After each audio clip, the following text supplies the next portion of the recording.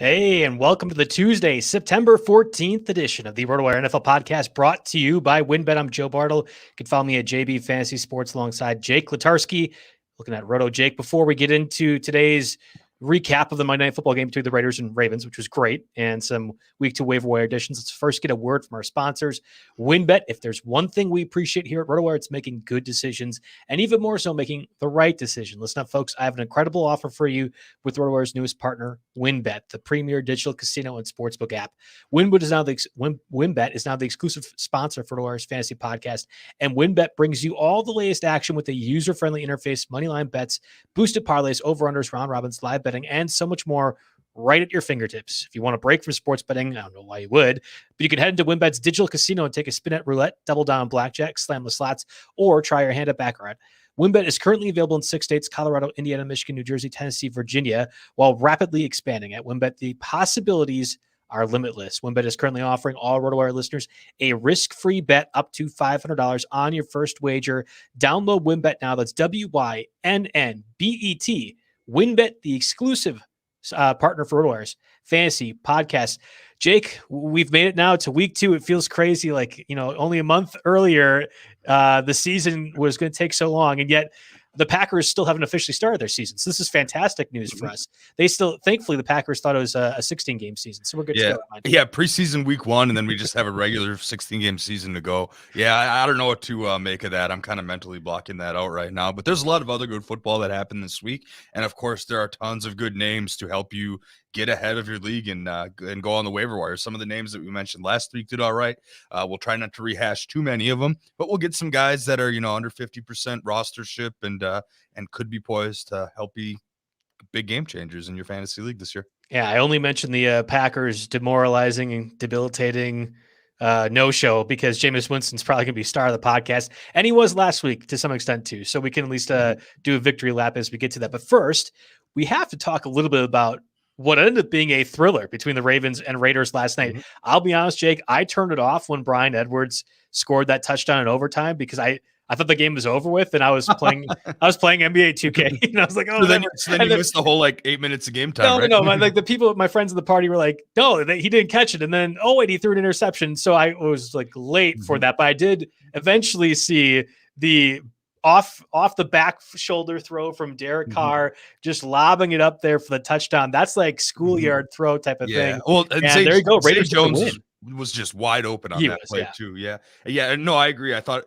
This is arguably the game of the week, unless you want to give it to Tom. It was just thrilling back and forth. It looked like the Ravens were in control. Lamar Jackson fumbled. The momentum kind of shifted a little bit. And then we thought that the Raiders won in overtime, and it went from big celebration on the field, photographers out and everything, to, oh, nope. It's actually, we're going to run it back the other way. And then, of course, you had the Willie Snead dropping a pretty much surefire touchdown instead popping it up in the air so the Ravens could pick it off and have new life. And then we went back and forth. I guess I was rooting for Justin Tucker points because of the one share I had there. But no, overall, it went great. But the true standout of this game and the biggest fantasy story for me is Darren Waller, right? He had a career high 19 targets. He is clearly the guy. Gruden said after the game that he's one of the best players that he's ever coached, or he might even call him the best player he ever coached, if I remember that right. And he's just going to be a target machine all season long. And you've got Kelsey, who had a phenomenal game, 2 scores week 1, so you really can't stick him in tight end 1 territory, but he's absolutely in the same tier, and I think he's going to continue to be a game-changing and possibly league-winning fantasy asset this season. I think I have 1 share of Waller in that best ball underdog league that we did when we were getting the listeners a couple weeks ago to participate, and he fell inexcusably to the 3rd round. It was like, well, yeah, I have to. And I think I took him right before you, who was also probably going to do the same thing. Oh yeah, I was ready for it. The value made sense. And I think back to John Amari, who've been doing the podcast now every Thursday for a long time. And John's been a staunch supporter of Darren Waller mid-second round. And I keep thinking, man, I got to get a running back. Maybe I want DK Metcalf around that range. If Waller is going to get that type of target share, and it sure seems like it because for the most of his career with the Raiders, that's been the case, mid second round might be a value at this point. That's like one of the few things you could say for that ADP position. Yeah. The only thing is they were starting to kind of figure it out. He's going to start seeing a lot of double teams because he wasn't targeted a ton in overtime and in the late fourth quarter. They went to Bryan Edwards a lot. And of course, Zay Jones got the game winning play. They gave Willie Snead his probably first and last high profile opportunity of the season. And, they're a talented team. They've got some guys that could turn out to be good. I mean, Edwards outplayed Ruggs. Ruggs is probably droppable. I have him on my drop list for later on in the show. I don't want to get into that too much, but I feel like we have to discuss the Ravens and Tyson Williams, given he was basically the star of our pre-week 1 waiver wire show. And that, of course, only, we were saying pick up Tyson Williams as, the backup game change of pace for Gus Edwards. Later that and day. Of course, then later that day, Gus Edwards goes and tears his ACL. So we pretty much have a backfield led by Tyson Williams. Of course, they signed Latavius Murray. Trent Cannon was around, but I think he's more of a special teamer. So the distribution was interesting because while I was watching the game, I was thinking to myself, okay, they're using Tyson Williams a bunch in the first half, and they seem to use Latavius Murray a lot more in the second half. And in the end of the game, Latavius Murray had 10 carries to 9 for Williams, but Williams was out there much more overall. He was out on the field for 51% of snaps compared to only 31% for Latavius Murray. And Tyson Williams got 4 targets compared to 0 targets for either Murray or Trenton Cannon. So I think as we move forward here, I don't know if Le'Veon Bell or Devonta Freeman are going to get in the mix. If anything, they phase maybe Trenton Cannon's offensive touches out. But, there'll be a little bit of a timeshare. And, of course, Lamar Jackson's going to get his. He's not going to dump off to the running backs a whole lot. But it seems like Tyson Williams after week 1 is pretty much the guy that we thought he would be. Yeah, fair to say after 65 yards on the ground, 29 yards receiving again, most of that, like you mentioned, the first half, he scored a touchdown. Latavius Murray, on the other hand, scored the touchdown in the second half, like towards the fourth quarter. Only 10 carries for 28 yards. I don't even think he got a single target that game, which is the important part of this context. Because if you're saying Tyson Williams is going to be the guy that we more or less thought he would, well, you have to be worried about the Le'Veon Bell and Devonta Freeman, who are both on the Ravens practice squad and figured to be called up at some point in the near future. What will those two role be on this team? And I think it's kind of what Tyson Williams did this past week, where he could be a ball carrier, but also a pass catcher too. Whereas Latavius Murray almost was strictly the guy that was getting some of those in-between carries and looked good. And we know what that role can be. Mark Ingram, J.K. Dobbins over the past 2 years have been successful with Lamar Jackson in that capacity. So are you worried about a Le'Veon Bell or Devonta Freeman possibly lowering Tyson Williams' value? Yeah, I think the value will eventually lower a little bit here as we get going. But to me, in 50% of the snaps and 10 carries is an acceptable flex position in this offense. He's going to score some touchdowns. It's nice to see that he actually got the targets here. Latavius Murray, and then you have Bell and Freeman.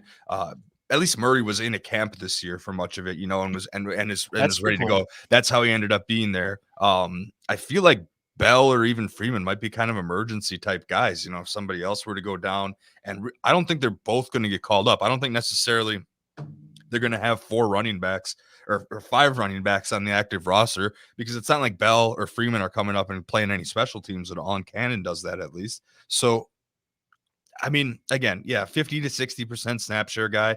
Normally, this is kind of some weird game flow for the Ravens, right? Because normally in the last second half of the game, especially the fourth quarter, they're running the ball a ton, and there's a lot more carries to give here. This game, they all of a sudden found themselves in tie games and behind and had to keep throwing it a little bit, which of course isn't necessarily their game plan here. So I think we're going to see more positive game flow for Williams, and I'm not necessarily worried about him being knocked out of kind of flex range, especially when we get up into bye weeks. He's going to be a viable flex, even when those other guys come around and shake up the distribution a little bit. Yeah, I'm a little bit worried because Tyson Williams theoretically is doing the same stuff as Bell and Freeman. And while Bell and Freeman haven't been in the camp at all, I think they are big enough names that the Ravens wouldn't jeopardize whatever chemistry they might have at that position. And I know there's a lot of guys missing, so maybe there's just zero chemistry in that backfield period. But you wouldn't jeopardize it. Like in the same way that you don't sign Cam Newton as a backup to a quarterback, to a lesser extent, you don't do the same thing with a Le'Veon Bell and then Devonta Freeman. Like you have those guys in your practice squad to be able to utilize them in some capacity when they are ready. But that when they are ready can be drastically different because they have not had that camp time yet. I think Trenton Cannon would have ultimately get phased out. Like if you're talking about a guy that is going to just do special team stuff and maybe a pass catching rep or two, you would rather use that roster spot in somebody a little bit more versatile for offensive perspective. But I don't know when that is. So if there's an offer out there right now for fantasy managers aggressively trying to trade for Tyson Williams, I would say, yeah, I would move him. But right now, I think you're going to get a couple of weeks at least of legitimate RB2 viability. That's a fair statement to make, I think, right? Yeah. No, I'm absolutely fine with that. I'm buying that. I just I'm trying to think of what actionable, what can you take from this game actionably? To me, that means you can flex him next week. To me, that means, sure, you can accept a trade offer from a really excited manager, but I'm not aggressively trying to unload him. The stock hasn't gone up or down since the Gus Edwards. It's pretty much, maintained the same, maybe even up a tiny bit because he did do quite a bit with his touches. So, hold for me, I guess. Okay. All right. The other part that I noticed was Marquis Brown had his typical pretty good week one. So did Sammy Watkins that I sent to. I think maybe we'll talk about Watkins a little bit later as a wide receiver pickup, but I was happy to see Marquis Brown, I think 6 for 69 and a touchdown or something like that, close to that. That was what we anticipated Marquis Brown was going to be last season. And I'm glad to see a bit more PPR utility out of him as opposed to just this big play threat. But otherwise, Lamar Jackson was Lamar Jackson and one of the more entertaining players in all football right now. Yeah, I mean, remember what I said, though, about irregular game flow. I mean, I don't think that you're going to see too many games where Lamar Jackson throws the ball 30 times necessarily. So I'm not in any rush to really acquire Sammy Watkins, if I'm being completely honest with you. Okay. That's fair enough. Let's move over to the quarterback position. Obviously, we had talked about Jameis Winston last week, had his 5 touchdowns against whatever AAA defense the Packers decided to put out there. Mac Jones got his start and looked good enough against the Dolphins. Obviously, the loss. Carson Wentz, Teddy Bridgewater, too, was fantastic. And Jimmy G ended up making an appearance despite Trey Lance trying to steal the touchdown pass opportunities as well. And then, of course, Tyrod Taylor in the 2 QB leads ended up being pretty viable. I mean, there was a lot of options. And now we kind of go back to this situation where, again, when we're talking about this podcast and waiver wire options, we're looking for players under 50% rostered on Yahoo. In most situations, that doesn't really apply to a lot of these guys. I think Jameis Winston, as of the writing yesterday, was like 44%. Yeah. That's going to change pretty clearly by the end of today, too. Yeah, Jameis would have made the cut for the show, but we talked about him heavily last week. He went out and did, what was expected to him against a pretty soft Packer defense. I don't know if this efficient Jameis thing is going to stick around, but when you have Packers DBs playing 15 yards off the line of scrimmage on every play, he'll find a way to get the ball, to his receivers and both of his tight ends. He used both of his tight ends effectively because he has to. I mean, Marquez Callaway was, pretty much it was a no-show, even though the game flow didn't really dictate that a little bit. Deontay Harris became a little interesting. We'll talk about Juwan Johnson a little bit later. But no, Jameis did. He had an excellent game. Granted, it was a soft matchup, but if he can do that with this type of offensive weapons around him, wait until Michael Thomas comes back and all this goes. At the very least, I think he's secured losing too many snaps to Taysom Hill outside of that trick play scenario. So I think you can make an argument. Unless there might be some running backs that could take this, but you can make an argument that if you're in need of a quarterback in any way, shape, or form, or even if you're a little worried about your quarterback, Jameis could be your top overall pickup of the week. All right, fair enough. Let's move over to Teddy Bridgewater, though, who is available in just about every league, 11% rostered in Yahoo formats, 5% in ESPN.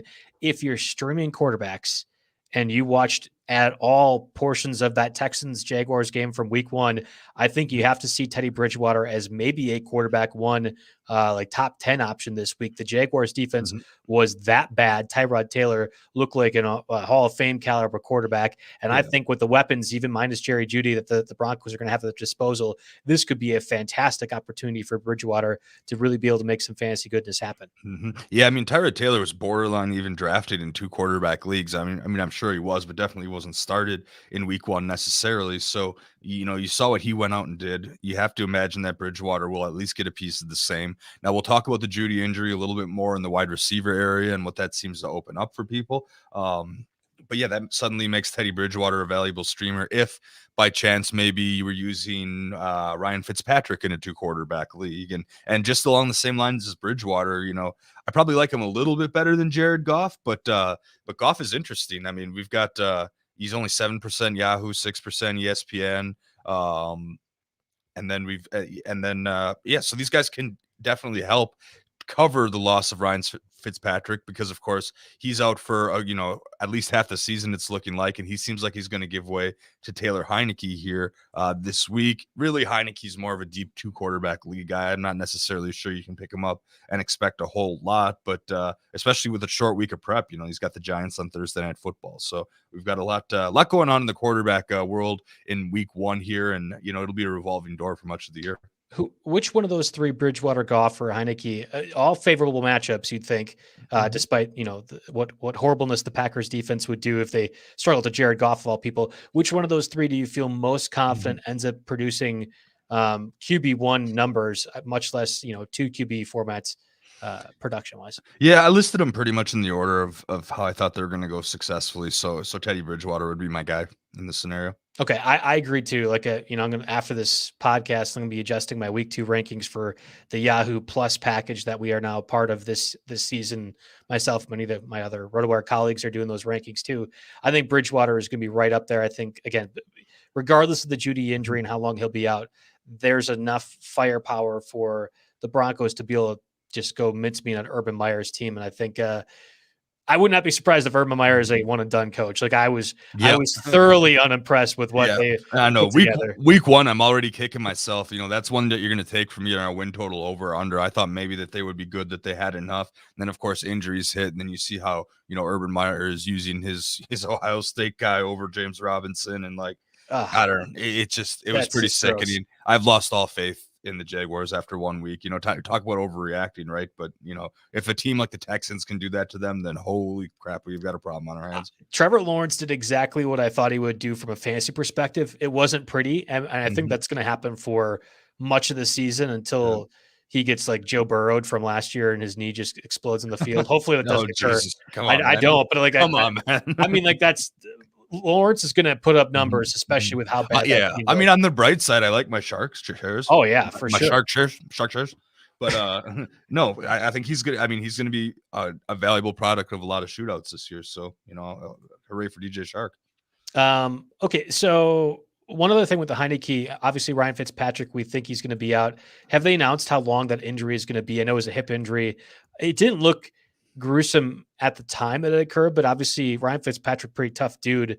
It's 6 to 8 weeks we're looking at for Fitzpatrick here. So we're depriving us of Fitz magic for half of the season, unfortunately. Which is difficult, and I think actually hinders Washington's chances at making the playoffs this year. Yeah. Their offense was a little bit mundane when Heineke was their quarterback, like against the Chargers. And to be fair, Brandon Staley's defense looked pretty good in their debut, but I was anticipating more from Heineke, and I thought it was not great. Like they had to manufacture passes to Terry McLaurin. 3 of his 4 catches came in that very first drive of the second half, and they're kind of like swing passes, and predictably McLaurin being insane like made him work. And then there was one fluky catch that should never have happened that was like a 30-yard play. It was like Heineke wasn't even looking his best player, and that makes me a little bit concerned for future weeks. So just keep that in mind if you are in 2 QB formats and thinking, hey, I got a starter there. Well, I'm not positive Heineke is going to be fantastic from a fantasy perspective regardless.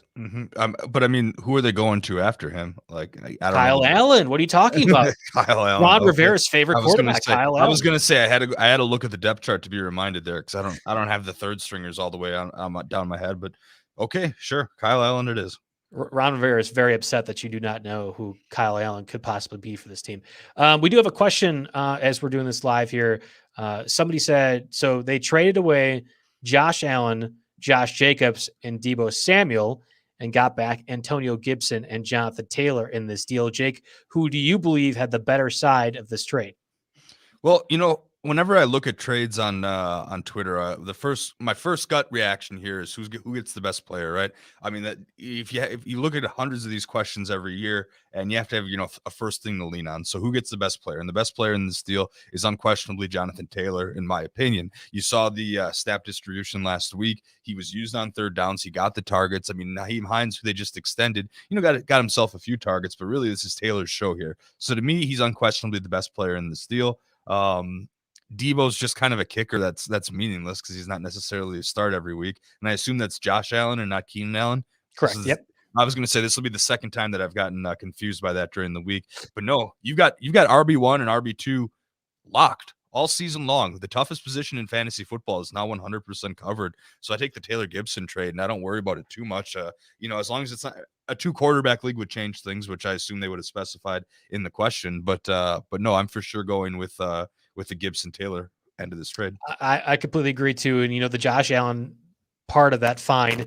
But we just talked about fantastic QB options, whether it be Jared Goff or Teddy Bridgewater this week. And I think you can stream quarterback pretty effectively for at least the first half of the season, if not more. And if you're able to find a trade like this, who's to say you can't get a top tier quarterback that falls off like Aaron Rodgers, Mr. Ponytail himself? No, I mean, why don't you make that trade and then go bid 35% of your fab budget on Jameis? Then you have. He's not playing the Packers defense every week. I'm not convinced LASIK Jameis is a QB1 the rest of the season. I loved his ADP because he was like getting undrafted in most places, but I really think the Packers defense was like gouge your eyes out bad, and I could have made half those touchdown throws.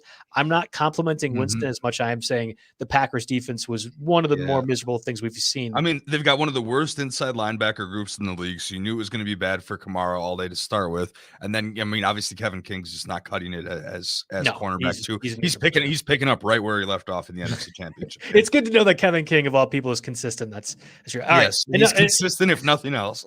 Kevin King. I remember watching the game. Kevin King getting beat. Where's that? It was like we were already losing by 28 at that time. It was like the cherry on top of that miserable Sunday.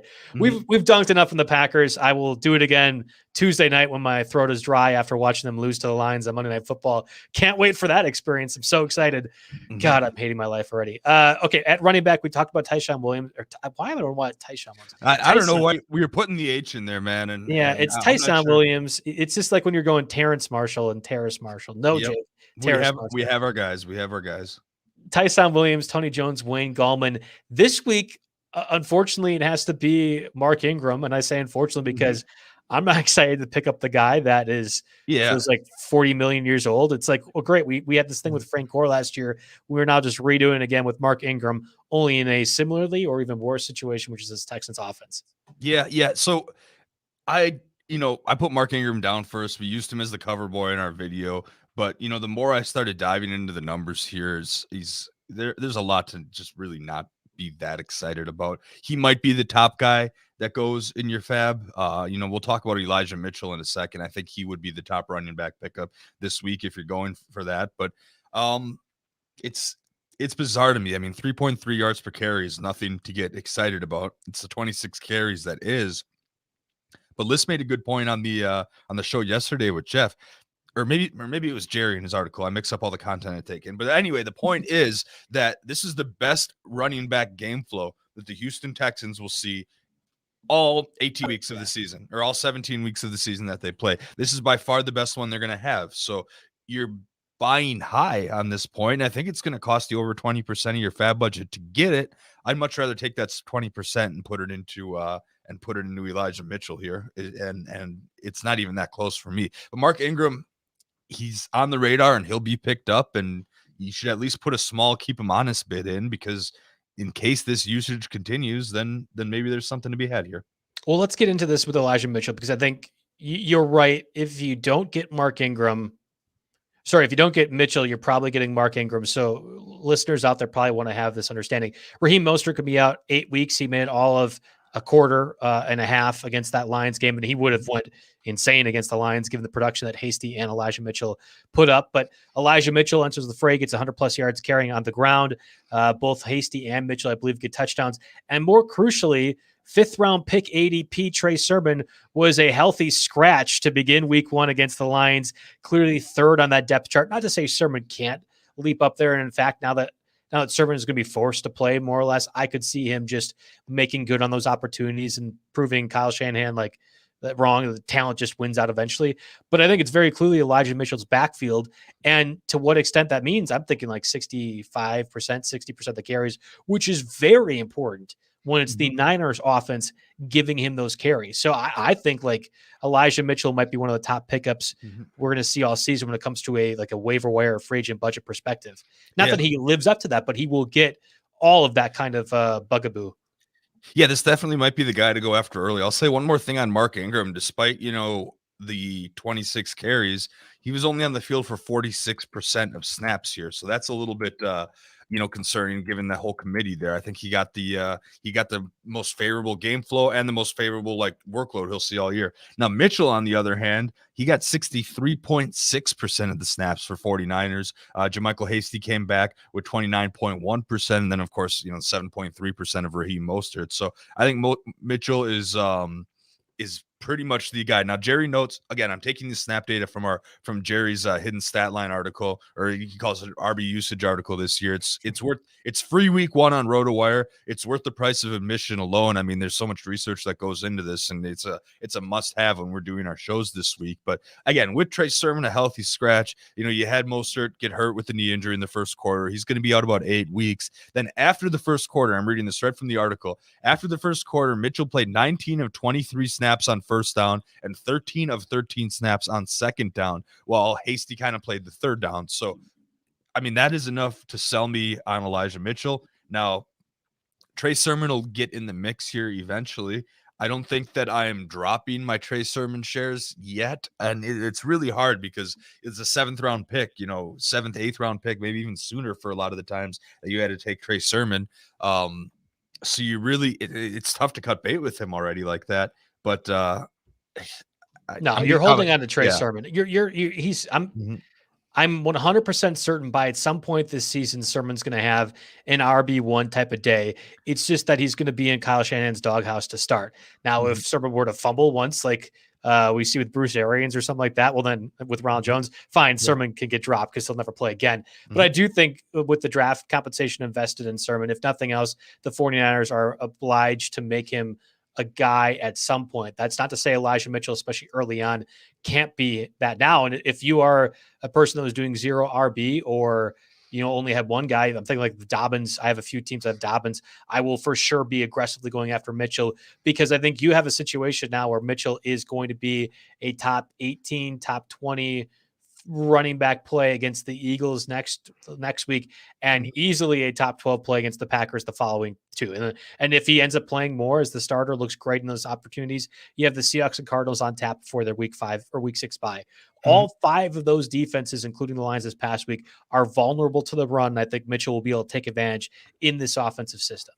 Yeah, absolutely. And I mean, for that reason, just to bring it full circle, I do think Mitchell is the top pickup this week. I mean, you bid on Ingram as like a backup bid, but, not putting a ton, maybe 15%, your fab or something like that. But if you need a running back and want to go out for Mitchell, at least he's someone that, plays at least the Mostert role and maybe a little bit more because he's got, 4.3 speed. So, that's the kind of guy Shanahan likes, when you get in the open field, you score the touchdown, you break away. So, he seems like he's going to be the guy and definitely worthy of the top bid. But there are some other backs that I do kind of like this week. And one of them is the Eagles that you mentioned, Kenneth Gainwell. I talked about him way early in the season. I believe I got him in the RotoWire Staff Dynasty League. He looked surprisingly good, and he was used surprisingly more than I would have expected in week 1. A 35.7% snap share, 9 carries, 3 targets. Boston Scott was completely irrelevant, and it was Gainwell that apparently passed him on the depth chart and was also the 2-minute drill kind of guy. So that makes things very interesting. We know they weren't going to give 100% to Miles Sanders. He's talented. He looked okay. I'd say he actually looked pretty good, but the change of pace guy definitely seems to be Gainwell, and he may be the third down back. So he's going to be out there quite a bit, and I'm excited for it. The fact that he's over Boston Scott, I think, is going to go under the radar with Elijah Mitchell being such a prominent name, and Jameis Winston, other guys out there too. Gainwell had a second touchdown actually wiped up by penalty too, at least looking at our notes. Oh yeah, that's right. He's going to be a factor in that offense, and they looked surprisingly good. I would say temper the expectations a little bit because the Falcons defense might be one of the worst in the league. And whatever we thought the Eagles, I think the Eagles outplayed expectations I had for them. But I also want to make sure it's not just because the Falcons defense did even worse than I could have imagined. So just keep that in mind. But a pass catching back, we saw it with Hines right this past week. Even though he was clearly behind Jonathan Taylor, you got 10 plus points in a PPR perspective out of Hines. Gainwell can do the same type of thing. And he got a few carries on the ground. Again, 9 opportunities, only a few of those pass catching stuff. I like Gainwell as well. Actually, is my number 2 ahead of Mark Ingram this week from a running back perspective. And probably overall pickups, maybe a Tim Patrick in there. We'll talk about more further. Mm-hmm. Yeah, we'll definitely get to Tim Patrick. That's an interesting dilemma here. But we might have a couple more running backs to touch on. I wrote down some honorable mentions here, and they're guys I'm not excited about, but they're guys that might produce here as we get down the road.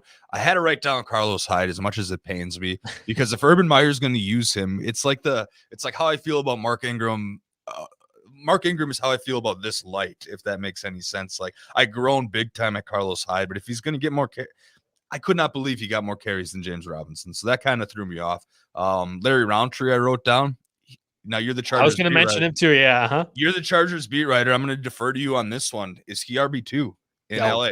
Clearly. Justin Jackson didn't get his first opportunity until midway through the third quarter. Larry Roundtree was sharing the backfield with Austin Eckler throughout the entire first half, getting carries. It was a lot of the 2 running backs flanking Justin Herbert and then having them split out. So Roundtree was also running passing opportunities as well as getting the carries of the middle. He is clearly the number 2 guy. Now, if Eckler were to get hurt, I think you see Roundtree do some of Austin Eckler stuff and Justin Jackson do some of Austin Eckler stuff. There's just no one comparable to what Austin Eckler provides to that offense.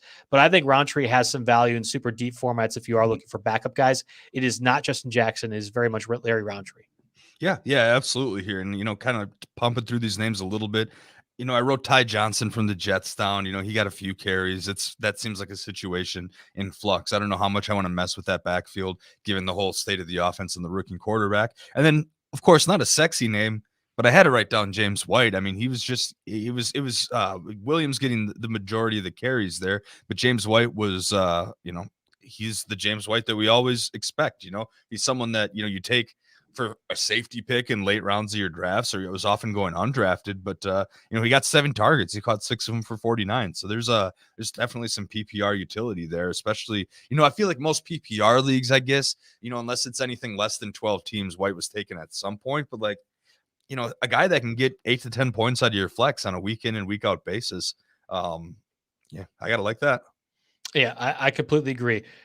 Are we dropping any particular running backs? Raheem Mostert again out for 8 weeks. I think if you don't have an IR spot in your fantasy team, first, shame on your fantasy managers out there, but also, then I'm probably cutting Mostert. There's no reason to keep him around. J.D. McKissick was completely absent with Antonio Gibson, both getting the carries and the pass catching opportunities for Washington. Yep. I think that gets even worse with Taylor Heineke now as your quarterback.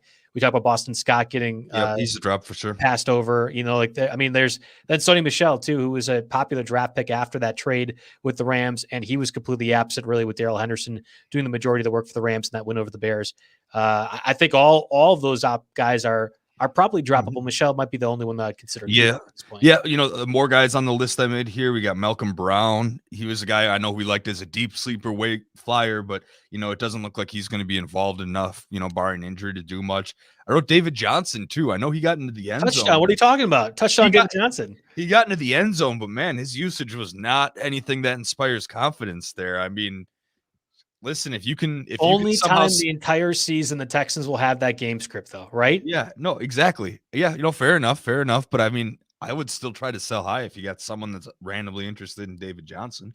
Not a cut entirely unless you're in an 8-team league, but just throwing that out there. And then, hey, I got to throw some more controversial ones out here because I know there are listeners in shallower leagues that got to make some moves here. And, we could very well eat these words, but how worried are you about Ronald Jones after that week 1 performance? I mean, the fumble, maybe he doesn't go immediately in the doghouse, but it looks like Leonard Fournette is pretty much the guy there. Yeah. I mean, if you're in shallower leagues, Ronald Jones might have undrafted as is, right? Like Leonard Fournette and Jones are both going in that round 9-10 range. And if you're playing in an 8-team or even a 10-team league, there's less value in that. This same thing happened last year where Ronald Jones would fumble, and then later on this season, he'd get 150 plus yards. You're like, oh yeah, he's actually really good in an offense that's going to need to run the ball every once in a while. Makes sense. He's much more favorable in best ball formats, but you can't figure that out when we're doing this podcast. No, I guess absolutely not. If it's between Ronald Jones and Elijah Mitchell, I'll take Elijah Mitchell because I think he's has more defined role and will have for much of the season. And I could probably get Ronald Jones when the upswing seems to be happening, where at the very least somebody else can deal with that headache. Yeah, but I'd probably put Ronald Jones ahead of Mark Ingram, but below Elijah Mitchell. Can we agree on that? Like as far as cut range? Yeah. I'm like, I'll pick up Mark Ingram and I have to, and there's a few leagues that I'm going to have to, but I'm not going to be happy about whatsoever. Like I'll have Ronald Jones over Kenny Gainwell. I think maybe in the PPR format, I'll take Gainwell over Ronald Jones. I think I actually will go that direction, but it's close. Like that's the range I'm talking about. Okay, and the other controversial one I wrote down is, what are we doing about Zack Moss? I'm waving him by. That's what I'm saying. You're cutting him? You're cutting him? I'm doing my victory dance right now. This is the first time that you and I have ever been right over Mario and John, who have just been singing the praises of Zack Moss all the time. It's very clear. He's awful. He's terrible. Devin Singletary all the way. I'm kidding. I was going to say, I'm not going to go that far yet. I'm kidding. I don't. The league would have to be pretty shallow to cut Zack Moss, but this is one of those things where clearly nobody actually knew what was going on there in Buffalo here. Right. And I guess they thought Matt Breida would be more productive as the backup to Singletary, but Singletary had a decent double-digit fantasy day, and again, bad game flow for him. He's going to see much better game flow the rest of the year. I'm excited about Singletary, and I just don't know. I don't know. I've been looking around for like Zack Moss news as to why it happened, and it's been pretty smart. Curious, right? The coach just said, "Oh, it was a numbers game." Okay, what does that mean? And that's right. The only like quote we have in the back, and I guess you must not have addressed it further. But I've had a hard time finding reasons for that. So I feel like Zack Moss has not looked very good since he's come into the NFL. Like a pass catching perspective, I think he runs slow, and not that Singletary's 4.6 speed. You're thinking Singletary's a burner. You watch him play, and I just think he's the better running back. So I really am not surprised by this, but I know a lot of people are. Regardless, you're not drafting the Bills running backs because Josh Allen is so good and also so good in the red zone, in particular as a runner, that really the utility of a running back possibly finding the end zone is difficult. So it's like whatever. Yeah, there's also the ankle injury. I mean, I don't know if that it was late last season. Maybe it lingered into camp. Maybe it set him back a little bit. Maybe he's not as healthy as we think. Again, this is all speculation at this point because there really isn't a great explanation for it that's out there. Yeah, I agree. Let's move over to the wide receivers. Before we do, let's get a word from our sponsors. First, Fantasy Stand. Playing fantasy sports is so much fun, but once you dive deeper, fight against other players for a percentage of the pot, there's going to be sharks around. Even when your fantasy team crushes it, those skilled pros may leave you without a single cent. Luckily, the days of having a great score and not getting loot are over. With Fantasy Stand, you're playing against the house. If you reach the threshold, you win. It's just that simple. To participate, choose a free or paid entry contest in the lobby. For salary cap, you have to pick 9 players while staying at or under the salary cap. For pick'ems, you simply pick which player from each tier they're going to be presented with. Done. Now sit back and watch the results to see if your fantasy team has what it takes to stand out from the rest. Come out as the high score. We'll get ready for additional prizes. So where do you stand? Visit fantasystand.com to sign up today. Let's also get a word from our sponsors, Blue Wire. Okay, we're back. So now we're moving over to the wide receivers. We probably spent, Jake, too much time on running back because it's important with the talk about Elijah Mitchell, even Kenny Gainwell. We can call him Kenny Gainwell. That's fine enough. Kenneth Gainwell, whatever. But now we have wide receivers, which, I mean, to some extent, it's a little bit lackluster. We have the injury to Jerry Jeudy, which we'll discuss and what that means for the Denver pass catching opportunities. We were pretty high on Nelson Aguilar. He caught a touchdown last week. We were touting him. Paris Campbell had that 124-yard reception and then like nothing else for the Colts. Terrace Marshall did fine enough. I started him in DFS. Now it's disappointed, but it is what it is. It's tough to throw rookies out there in DFS this early. I mean, there's a lot of uncertainty. But what I did like about Terrace Marshall was 3 catches. That's third on the Terrace Marshall. Terrace Marshall. I mean, 3 catches. That's third on the team. So yes. And, Robbie Anderson only got 3 targets, and Terrace Marshall got 6 targets. So I don't know. That tells you something, I think. I think there are going to be 2 guys that had at least outstanding performances. First being Sterling Shepard, who had a team-high 9 targets in the loss to the Broncos, 7 for 113 and a touchdown. That touchdown was kind of just bad tackling from the Broncos, I felt like. But nevertheless, Shepard, I think it's going to be just confusing pass catchers, whether it be Darius Slayton, Kenny Galladay, who looked fine enough according to Chris Liss, Evan Ingram, if he's back healthy, maybe Saquon Barkley factors into. There are so many weapons for that passing game that I don't feel like Daniel Jones is going to lock into one particular guy. So if you're picking up Shepard, trying to chase the 7-113 and touchdown, I think you're getting a little ahead of yourself. Where are you at with this, Jake? Yeah, I mean, if anything, it taught me that Shepard's ahead of Slayton and Galladay. I mean, with the targets, I guess we'll see, when the snap share numbers come out. I don't have those off the top of my head, but the other takeaway was that Kadarius Toney can probably go on the drop list. I mean, if you drafted him, it was a late round sleeper, but to have 2 carries and 2 catches for negative yards, one he lost 6 on one and gained 4 on another. There's nothing that makes me inspired to hold on to him that long. But no, Shepard, you can't ignore the numbers, and he becomes not a sexy pick, but someone that can get you points in the flex if you're in a tough spot. Yeah, I think that's fair enough, but I would imagine is he a wide receiver 4 or 5 too on teams, or is he higher up where you're starting him each and every week as a wide receiver 3? Mm-hmm. Like that's the question I think a lot of fantasy managers gonna be asking themselves. Yeah, I think I'm gonna go with the former and say like wide receiver 4 or 5. He's some guy you can use if the matchups are right when you start to creep into bye weeks. That's the same for me too. Now, however, we talk about Christian Kirk, who had 2 touchdowns and the Titans the Cardinals demolishing of the Titans.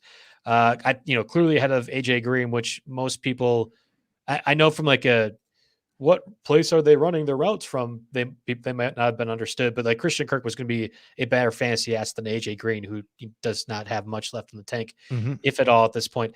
I like Christian Kirk as a wide receiver 4, and I think he is, especially a lot of my best ball teams because he was going so late, is going to be a guy that I think you get a lot of opportunity out of because that Cardinals defense is improving. And obviously Chandler Jones at the 5 sacks, he was insane. But I don't think it's quite there all the way, and there's going to be a lot of passing opportunity for that Cardinals team overall. Well, I mean, and even though they only gave up 13 points, they scored 38, and that was really only trying for 3 quarters. They let up in the 4th quarter there a little bit and went more to the run game, especially with James Conner. I mean, this offense is loaded out of nowhere. Suddenly it's like, oh man, this offense is awesome. I mean, our 4 teams from this division going to make the playoffs here. Kirk was the interesting spot because, a lot of people they knew Hopkins was going to be the guy, right? And he still is the guy. He'll always be the guy. AJ Green, 6 targets, only caught 2 of them for 25. I think we see a little bit more efficiency from him moving forward, especially as defenses realize they have to pay attention to Christian Kirk. And I know I was never that high on Rondelle Moore. I'm seeing him come up on a lot of waiver wire, lists this week. I'm still not necessarily sold on him, but I do like, he led the team in average yards per reception here, with 17. So he did make some big plays, especially with that 29-yard catch. So, he's there, but Christian Kirk is producing right now, and he scored twice, and you can't really ignore that. And he becomes interesting to me again, but I put him in that same Sterling Shepard area, kind of, wide receiver 4 or 5. He's not really starting unless you're hurting elsewhere for a different reason. I think Hopkins is going to be eating up most of those opportunities, and then it's whoever gets open, whether it be Kirk or Moore. And again, I'm assuming AJ Green will never get open, so it doesn't matter. But the Hopkins is going to dominate most of the opportunity, and I think it's a situation where I like Kirk to do enough underneath, and if they end up using him like a speed threat on the outside, like what we saw against the Titans. He's going to be great and more fun enough too. I rolling my eyes because we had the Twitter users last week saying, "Oh, what do you mean dropping Rondelle Moore for all the targets that ended up being significantly better than Rondelle Moore that were clearly like Tyson Williams immediately week 1 was already a more valuable asset."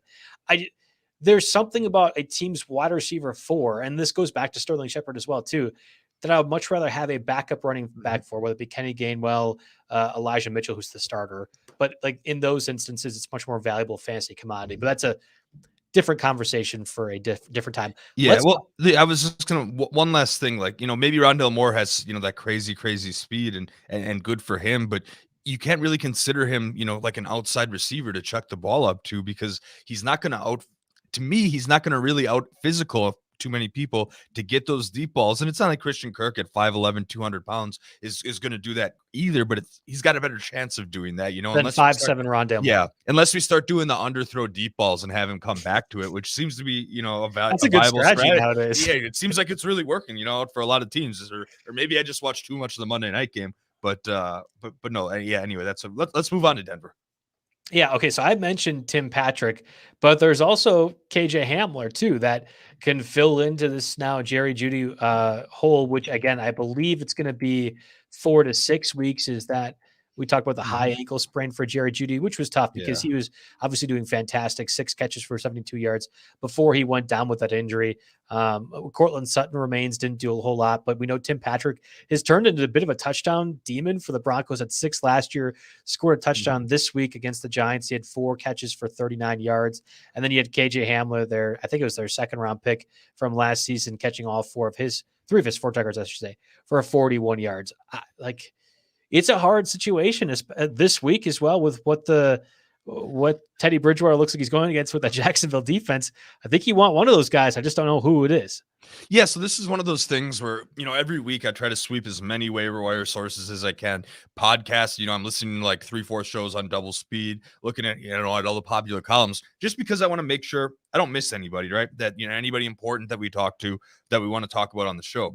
Now, the guy, to my surprise, that I'm seeing is coming out on top of a lot of these lists is Tim Patrick. And that's fair. He has produced in the past, right? We kind of overlooked him during drafts this season because it's like, okay, Sutton's back and we've got Jeudy. But now Jeudy who was the second on the team in targets, first among the wide receivers, because Noah Fant got 8 and Jeudy got 7. Now that Judy's gone, there's definitely room behind, Sutton steps up. And then there's got to be a wide receiver 2 in there. And we've seen Patrick do it in the past. But I think people are overlooking KJ Hamler just a little bit. He got just as many targets as Tim Patrick. But the big thing was he was wide open on a deep ball and he just dropped it. Like shades of MVS last year for the Packers. And he dropped the ball. Some of these are tough to make adjustments on. I was never playing that position. I can't judge too much. But oh man. It could have been if that gets hauled in, then his line looks like 4 for 80 something and a touchdown, and everybody's talking about Hamler this week. So Hamler is more of a deep ball threat, and I remember watching him at Penn State. He was a crazy athlete, good hands, game-changing type of player at Penn State, and I think he can finally start to carry this over a little bit. He was a high draft pick, I believe, thinking off the top of my head. Second round pick. Yeah, second round pick. So the guy is the guy's a stud, and I think people are overlooking him. He's got more of a pedigree. Again, we run into a little bit of the Rondelle Moore stuff. He's only 5'9", 180 pounds. So, physically he's not quite what Tim Patrick is, or at least, I'm saying that off the top of my head here, looking at Tim Patrick 6'4", 212. So, much more physical, but I think, I don't know, there'll be room for Hamler to finesse some routes and get some action here. And I feel like to get Tim Patrick, you're going to have to spend 11 to 14% of your budget, while to get KJ Hamler, you have to spend maybe 2 to 3% of your budget, especially if there's any kind of keeper aspect to it. I'm a little bit more interested in KJ Hamler at a cheap I think price. You're wrong on the budget for Patrick. I think people are going to be a little bit more gun shy to spend their free agent dollars because it's week 1 and because it's a position like wide receiver where they can fill in pretty easily, or at least they have been in their other leagues against friends and family. Yeah, like they've found wide receivers like Justin Jefferson last year, and I don't think Tim Patrick necessarily fits that mold. There's going to be some, I hope, budgeting planning for people's budgets throughout the rest of the season, which makes me think that's why Patrick won't be that high. Would you rather have a Tim Patrick or KJ Hamler over Terrace Marshall? Obviously, again, we talked about Terrace Marshall earlier with the Panthers, 3rd in the team in targets, but didn't do outstanding. No, I'd rather have Terrace Marshall over both the Broncos wide receivers. Yep. Yeah, because there's still some untapped upside there. And we knew, Marshall got the 6 targets, in that game. We really, that being second on the team behind DJ Moore and Christian McCaffrey, I guess, that high up on the target share, you already know he's there, and there's still some untapped potential. Whereas, we've seen for a few seasons what we're getting. I also think the quarterback play is going to be better throughout the year in Carolina than it is in Denver. So I'm sticking to my guns with Terrace Marshall and being a little spoiled there. But, the last thing I'll say on Patrick is that's a big part of the reason I look at all these other sources, because I want to see, like what the market is thinking, where people are looking for fantasy advice. What are they seeing? What messages are they seeing over and over again? And they're seeing Tim Patrick ranked among the top 3 pickups this week. And I just don't think it's there. Okay. All right. That's fair enough. Let's move over to KJ Osborne, who surprisingly, I think for many people, had 7 catches for 76 yards out of his 9 targets for the Vikings. Obviously, Jefferson and Thielen, Jefferson towards the end kind of ate, but Thielen had a fantastic game too. Mm-hmm. There's a pretty limited target tree for Minnesota, and I think it got even smaller after the injury to Irv Smith. Is it possible that KJ Osborne, especially in full point PPR leagues, could be a pretty viable fantasy guy like Jacoby Myers last year? Yeah. I'm thinking that, yeah, he could get involved to some degree here. You have to temper expectations a little bit. And we put these guys on our list, largely to cater to people in much deeper leagues here. But the tight ends just they weren't really involved in the game plan, or like you said, in the route tree for Minnesota. I mean, Conklin had 4 targets. He caught all 4 of them for 41 yards. Herndon had 2 targets and caught 0 of them. So I think just naturally you see more 3 wide receiver sets, and a guy like Osborne can get some targets here. This could be one of his top 5 games of the year, though. So, you have to temper expectations a bit, but you're following the usage, you're following the way that this team is running, and he earned his spot on the list. I'll just say that. Real quick, let's go through Cedric Wilson and Renfrow. Obviously, Wilson likely filling in for Michael Gallup, who is going to be on the short-term IR with the calf. It sounded like 3 to 4 weeks. And then we had Hunter Renfrow, similar to Osborne, with the 6 catches, 70 yards in that win over the Ravens last night. Either one of those guys pique your interest at all? A little bit. They're both kind of Hail Mary plays. They're backup guys that you throw $0 bids on if you've got dead weight on your roster here. And yeah, Wilson's interesting after the situation there. He caught 3 balls, all 3 of his targets. Gallup was just a guy that they were going to frequently to move the chains a little bit, and I think Wilson cuts into that a bit. He's still clearly wide receiver 3 and maybe 4 or 5 after some of the backs and tight ends. And then, I had to put Renfrow down just because he was a guy they were going to when they were driving at the end of the game. He's somebody that Gruden seems to trust. He's somebody that Carr seems to trust. So, especially after Willie Snead probably, burned any of that goodwill. And, so overall, the $0 guys, but 6 for 70 yards on 9 targets for Renfrow. You can't necessarily ignore that kind of production here. So, middling and wide receiver 6-7 in PPR leagues.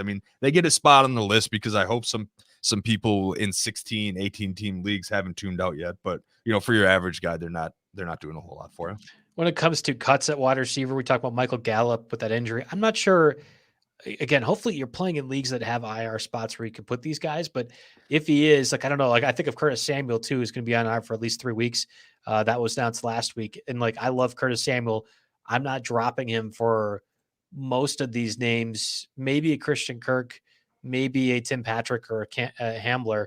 But that's an option out there. Obviously, Kadarius Toney, first-round pick for the Giants, didn't do anything when there's so many other guys doing things for the Giants. And then Ruggs had that one big deep catch, and then nothing else, right? There's some options at wide receiver to cut if you want. Yeah. Ruggs was targeted 5 times. He only caught 2 passes. I wasn't that enthusiastic about him going into the year, but him and Zay Jones had the exact same stat line. When then you had Bryan Edwards on Hunter Renfrow, and obviously Darren Waller getting equal or much greater targets than him. So just nothing to get excited. Sometimes, you got to get creative with the cut decisions here. And sometimes I just like to put some spicy names on there to make you guys think. So yeah, Zack Moss, bye-bye. Cutting him for sure. It is what it is. Let's get a word from our sponsors, Vivid Seats. Preseason football is wrapped up, and we're ready for the regular season to kick off this week, or I guess last week. Live events are making a comeback, and there's no better place to be than Vivid Seats to get back into the action. Grab your NFL tickets and cheer on your favorite team from the stands.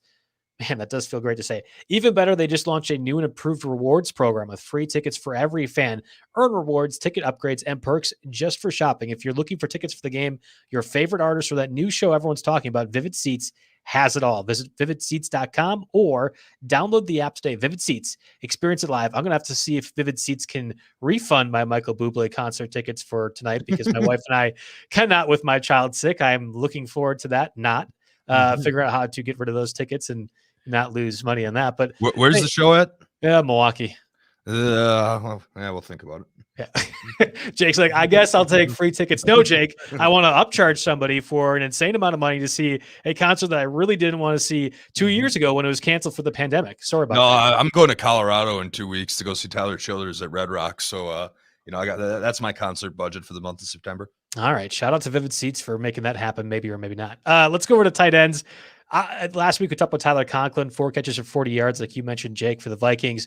This week we have, unfortunately, to mention Juwan Johnson. I have to say unfortunately because I feel like people are going to get all hot and bothered about his 2 touchdowns, especially when, other than the first 4 tight ends that were drafted, I guess Hawkinson wasn't your 4, but he was my 4 tight ends drafted. really everyone else did kind of bad afterwards. Noah Fant got a lot of targets, but not in super amount of production. So everyone's thirsty for those touchdowns and everything else. Juwan Johnson got 2, did limited work. I think I saw Jerry Donabedian tweet out that Adam Troutman played significantly more. It just was Juwan Johnson that got the goal line work, and maybe that is valuable to some extent. I, again, think the Packers defense was one of the worst things you will see on a football field the entire season.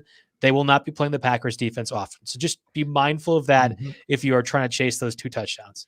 Yeah, I put him on the list here because you've got the huge body. Go and get rebounds up there, 6'4", 230. He's someone that Jameis, who he knows going to be the quarterback, of course, likes to look to.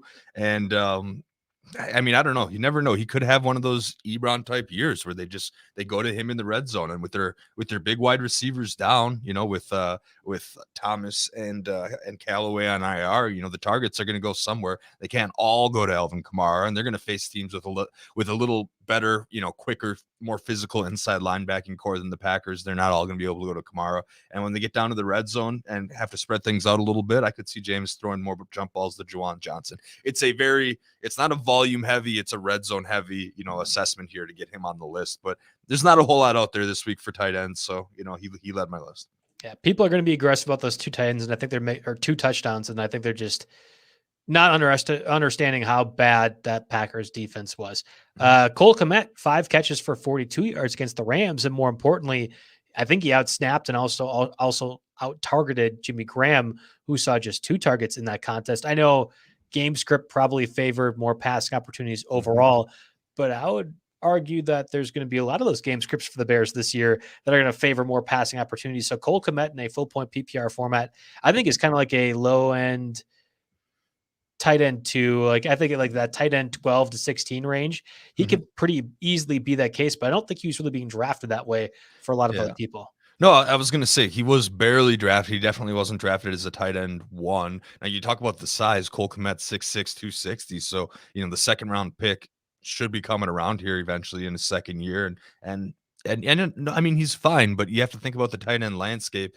How many tight ends are you actually dropping for this guy, especially if he was drafted around tight end 16? You drop Hunter Henry for Cole Kmet. I think you could make that case. But those are the types of decisions that you have to make. And, you don't necessarily need to shoehorn him into your roster, especially if you have one of the top tight ends already. You kind of pass over this section. Yeah. Albert O as well for the Broncos. Had a touchdown catch, also had a fumble, did some work. And given his athleticism, I think it's worth mentioning. If Noah Fant were to get injured, I actually think Albert would be a fantastic play, but we need to wait on the Noah Fant part of things. And Fant, given how explosive he was and how well he looked, win over the Broncos, I don't know. It's a little bit harder to recommend him unless we have Noah Fant out of the picture. Yeah, a 4th rounder out of Missouri, again, big body, 6'5", 260. So, similar to the outlook on Juwan Johnson, but obviously Judy's out of the picture. That's 7 targets that got to go somewhere. I'm not saying he'll necessarily get some, but if anything, he's deterring from the value of Noah Fant a little bit by being such an attractive red zone target, but he's TD or bust. I mean, that's what you're going with here. If you play in I've seen people, I've been asked questions about touchdown only leagues where those are the only things that count. Yeah. And and guys like Juwan Johnson and Okuga, well, I'm just going to leave it there. Alberto. Yeah. And those guys, I mean, there's value there. So, I think it's worth it. Hopefully it's worth it for some people that we bring these names up and run down these lists. Yeah. Last name to mention, at least from tight ends, David Njoku caught 3 of his 5 targets for a team high 76 yards in the loss to the Chiefs.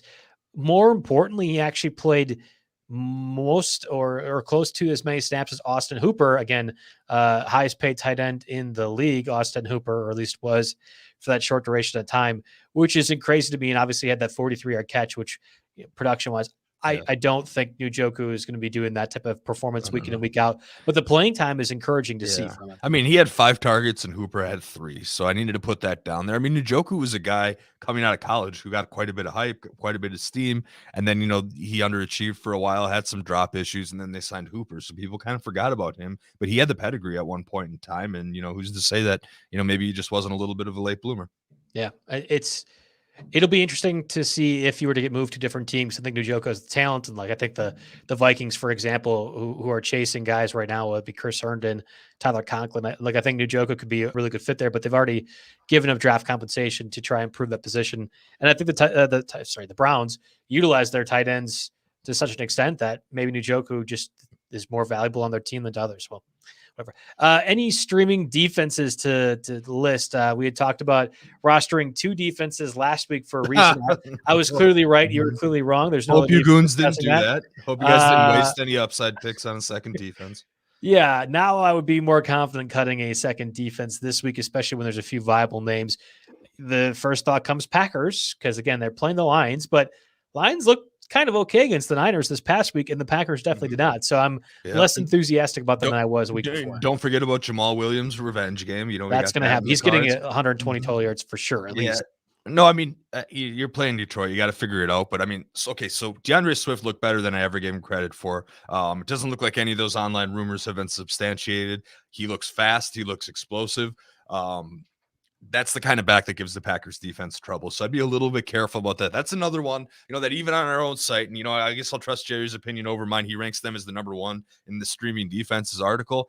But I think if you can get a handle on the Saints, and now they're on the road. So, you got that difference. They're on the road. They're playing the Panthers. And I know I generally like Sam Darnold, but people like to dog Aaron Rodgers for how he played. I think the defense has at least something to do with that here. And the Saints are a 32% roster defense on Yahoo that I think could potentially be worth starting more than just a stream option here. If that defense, if Lattimore's healthy for those guys, and he can be a shutdown corner for them, allow them to do a whole lot of different things, a lot of different freedoms in their coverages. I think that they're a defense that can be a week to week reliable, and it's an okay matchup this week. So I'd rather take the flyer on them this week and potentially have a defense, potentially get to stop streaming defense, not worrying about that every single week, than the Packers, where you're definitely cutting them the next time they face a halfway decent top half of the league offense. Which is the Niners the following week. Important. Yeah, good God. Yes. Okay. That's going to be. I'm not looking forward to that one. But if teams were to just, or fantasy managers were just to pick up defenses that were actually good, why would they listen to the hour-minute mark of this podcast? I think we're recommending bad things. We want more listeners, Jake. This is a bad opportunity for them. Yeah, we're going to throw that out there because so I just want to do a thing with the Saints, a little exercise here. The Saints, week 3 at New England. You're on the road, but you have a rookie quarterback. Week 4, home against the Giants. You get Danny Dimes. He's going to turn the ball over. Week 5 at Washington and Taylor Heineke, or maybe even Kyle Allen. And then week 6 bye, you maybe consider cutting them then, because they have Seattle, Tampa Bay, Atlanta, Tennessee, Philly after that. But there's a good 4-week stretch where the Saints might be able to help you out here. So I'm going to try to go against the grain of the general industry consensus here and say the Saints are a better pickup this week than the Packers. I'll be able to get rid of my second defense and just go in completely on the Saints defense for the foreseeable future. I like that. I like that decision. All right. Yeah. Well, that does it for us on the Tuesday edition of the RotoWire NFL podcast. Again, thank you for listening live out there. You can always ask us questions on Twitter at JP Fantasy Sports or at RotoJake. Again, this podcast is sponsored by WynnBET. We thank them and all of our other sponsors for helping this production move along. And we'll be back again next week to recommend some more free agent pickups to help win your league. If you are of the listening, or if you want to be the reading variety of this podcast, we have Kevin Payne's article out on the site right now for his week 2 waivers. And always make sure you check out Jerry Beaning's Twitter account, which is going through most of these snap shares and everything else like that too, highlighting a lot of these different players, which is where we get our information from. Yeah, he's free for week 1. We kind of give you a teaser for week 1, but then after that, you got to hit the link below here, rotowire.com/try. 10 days, no credit card. We'll get you hooked up with all the data and all the recommendations you need. So thanks again for tuning in, you guys.